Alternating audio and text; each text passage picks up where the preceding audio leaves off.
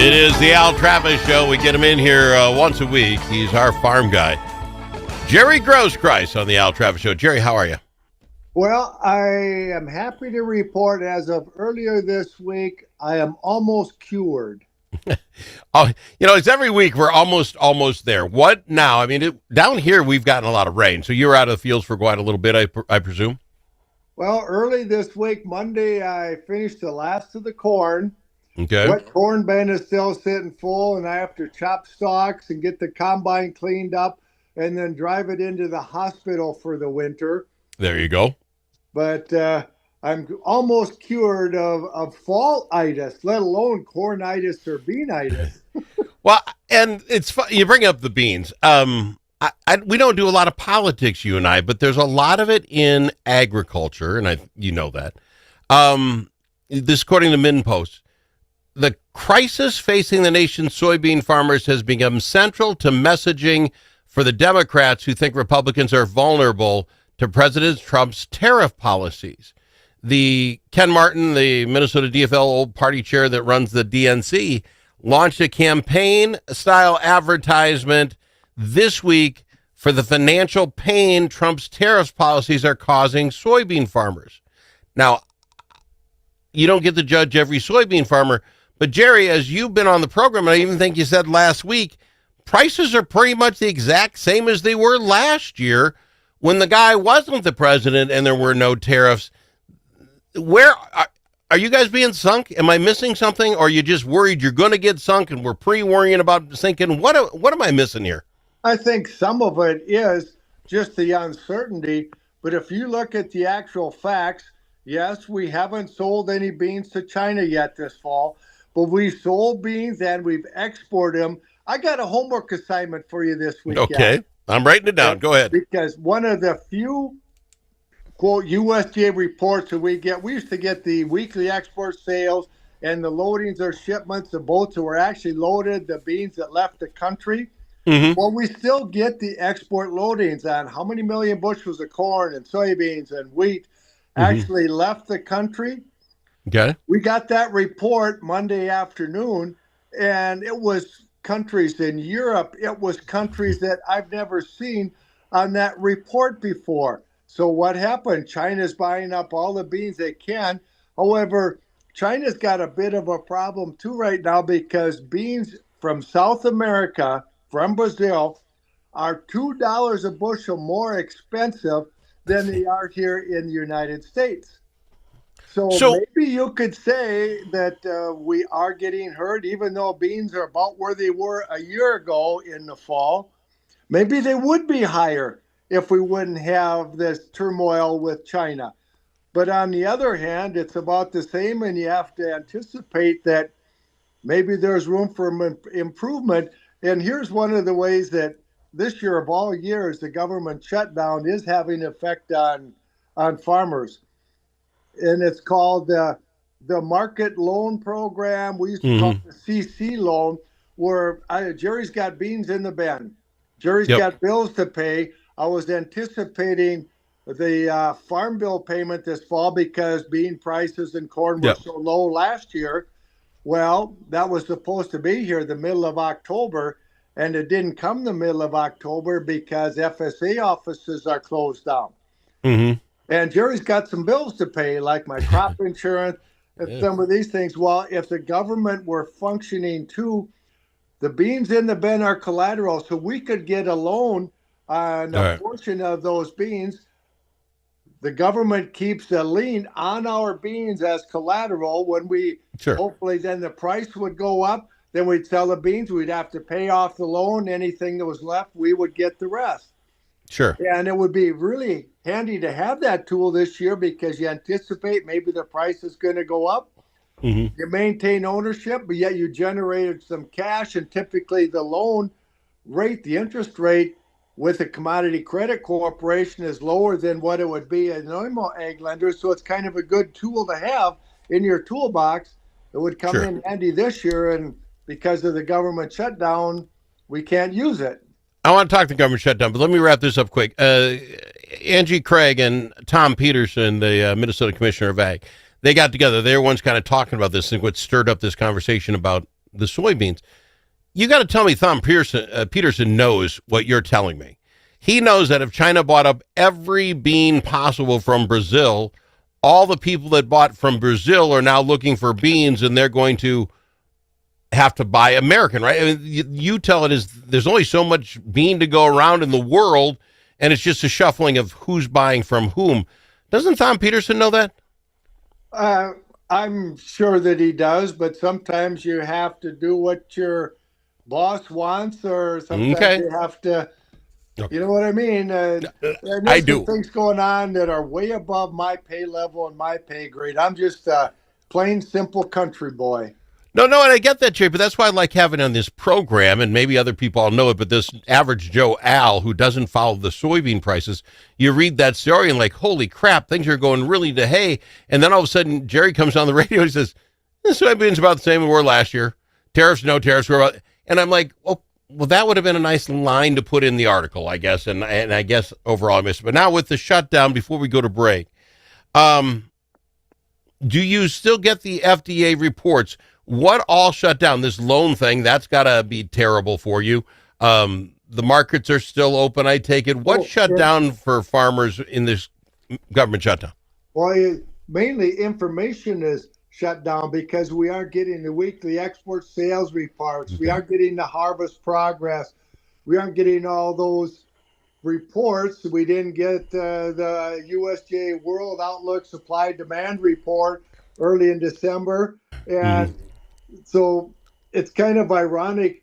Some of the market analysts that you read on some different websites, there's some talk out in the countryside that yields, the corn crop especially, got hurt a lot more with the southern rust than we anticipated. The crop maybe isn't anywhere near as big as the last USDA report. And then these analysts are saying, well, that's the talk out there, but we can't know until the USDA tells us. And it's like, so why don't they get on their cell phones and call farmers, call their clients, say, what was your yield in southern Minnesota? What was your yield in northern Iowa? Call some of the farmers, in Indiana. What was your yield? What are you hearing? Yeah. That's back the way we used to do it. And back in the day when we had all these firms doing that, then they would write an article and say, here's the USDA numbers, and here's what our research says, and here's why we think the USDA overestimated or underestimated the crop. Now it seems like nobody can think unless the USDA, the government, tells you. Well, and this idea of the harvest survey, how many beans have been pulled, how many corn have been.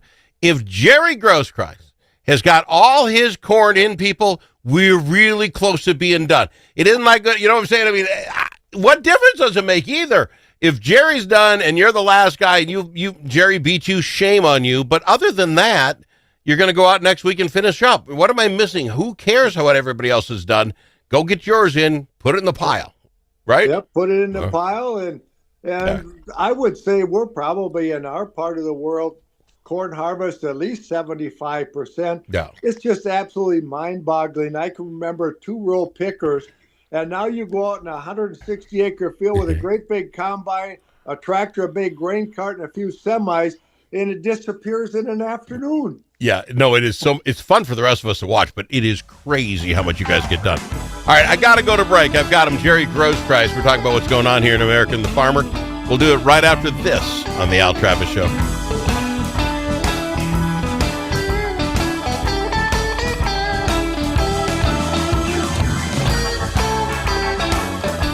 It's the Al Travis Show. We've got him, Jerry Groskreutz, farmer extraordinaire. What, the 4th generation on his farm? He's been there 45 years of his own. Came in with the dirt. Speaking of the dirt, I don't understand this completely, Jerry, and I need you to help me out a little bit. One of the articles I was reading, Kent TC was talking about farm management and land rents. Oh. And this year's going to be really hard to tell because, you got tariffs, and they're talking about all the stuff that we can't figure out how to rent land. Tell me this because I don't know. Are you seriously, if you're renting land or you're renting it out, doing this on a year by year? Wouldn't this be a thing? You got whatever quarter acre over there, whatever you're renting, and just say, hey, I'd like to buy it for 5 years. Just set a contract up. Why are you living and dying by it on a yearly basis? maybe that's what the landowner wants, only a yearly contract. But I still think the majority of land rental contracts are renewed each year in the fall, although there are some that will have a 3 year contract or a 5 year contract. The difficult part of those without having a somewhat flexible rent lease Hmm.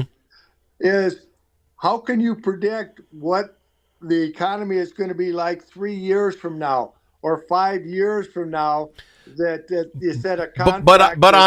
But on average, Jerry, you're falling into my trap. It'd be the same thing. I'm going to ask you about the nitrogen or whatever else you're putting on. Why not lock in a contract today for the next 5 years with whoever your guy is? Same with the corn itself, the seeds, your cost, because on average, Jerry, since you've been doing this 45 years, I presume there've been very few years where any of that went down. All well, right. well, it happened occasionally, but not very often. That's my point. So you lock in a deal. This is a good deal this year. I can make my money. I want to lock those things in because unless the market takes a complete dive, almost everything's going to go up next year. I hate to tell you this, Al, but that's kind of logical, uh, Try. but it's not possible Okay. because I'm putting on my anhydrous here pretty soon this fall if the Hmm. weather cooperates. I Yep. locked that price in here a couple months ago. I Okay. cannot go to my retailer. He will not give me a price on what the anhydrous or that nitrogen is going to cost this spring Oh because wow. he can't lock it in. He doesn't know what it's going to cost him. In the same way with the seed corn, we can get early season booking later on in the summer, early fall, but Yeah. you can't book it the following year. So you can't know what your expenses are a year in advance. Sometimes you only know 3, 4 months in advance. All right. Welcome to our world. That's something I'm learning, Jerry, because it would seem most other businesses, if you could lock in your rent, no one's doing this on a yearly basis. So on that line, let me ask if you don't mind getting in your business. Al buys a new combine. Does that come like a new car with 100,000 mile and I don't whatever you warranties on this, that, and the other thing? Does it come with automatic service so that at the end of every season you just truck it on down to the guy and he makes sure it's all lubed and stuff? Or do you guys do that? Are you 5 years out with your maintenance on a combine? Well, I don't speak from experience, Al, because I don't believe in my entire life I've ever bought a new tractor or Well, a new combine. But I've heard from pretty reliable okay, sources that you do get warranties with them, and it's like a car you okay, can even buy extended warranties. So what I do, because I'm a small farmer, mm-hmm. and so every 4 or 5 years, when I get done with harvest in the fall, I clean up my combine and I drive it into the John Deere dealer, and they built a big machine shed. Okay, And when all the farmers want to do is, they pack that big machine shed full of combines, and then their technicians have work all winter long. well there you go, there you Right? go. It used to be all at once they'd call Jerry and say, "Hey, week after next, we're going to have time to get your combine. Can you bring it in?" It's 30 below zero, and the snow got 6 feet outside of the machine shed. So they Yeah. found it's much easier to have farmers when they're done bring them in. They put them in their shed, and then it's easy to get at and keep their technicians busy all winter long servicing combines. And you're sure to get your own combine back, and you're not Oh up yeah, there upgrading. If you got there first, Jerry got a better combine than he dropped off. I guess I'm just saying yeah. they all look like John Deere's to me. Is my point. I have no Uh, idea. Al, it's called serial numbers, and they're very Ah, good at keeping track of this. just saying they all green and yellow to me. I have no idea. That one's got an extra couple of rows. I'll pick that one up. And Okay, by the that's good. way, how did your wife take selling your house and your 2 or 3 kids' house to buy your new combine? Yeah, that'd be about it. And then I'd have to throw in a kicker extra case of cigars or something. True as well. Yeah, that's a very good point, Jerry. All right, we're running out of time, Jer. Are you a big baseball fan enough that I know you follow some Twins? You listen to it. You gonna listen to the World Series? When I'm out in the field to break up the monotony, I have listened to a baseball game. It can be a little frustrating, though, when the Twins have made the playoffs how many years in a row they're losing to the Yankees in the Yeah, playoffs. But yeah. All right. So you do. That's just like a lot of people. A lot of people listen to the Al Travis show for the same reason. When I'm bored out of my gourd, I listen to Al. All right. Jerry, I got to fly. I'm out of time. I appreciate you coming on the program and doing this for me. I really do. And I saw, for your friend in the city that thinks we shouldn't be growing corn, I saw an 8-point buck last weekend, another deer, a family of turkeys, and a coyote. Boy, it's a regular zoo out there. All right. He's Jerry Groskreutz, my good farming friend. Love having him on the show. More right after this on the Al Travis Show.